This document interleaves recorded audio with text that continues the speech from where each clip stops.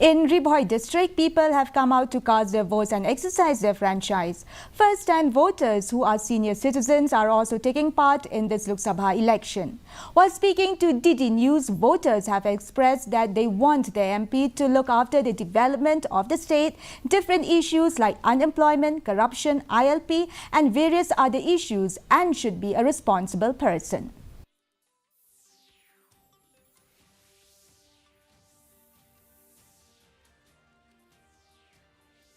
Balada akan ucap mentah ulpet ya kasuk kasan jang percaya berak kawin kan berkena mano ting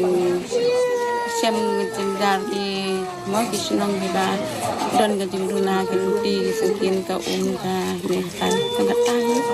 yang mentah penyemnang ban ong ba mano badai ban ayu makia ka komperkat ki angkat hingga bot ke syong pat kita halagi jong bisong kajing sungthuk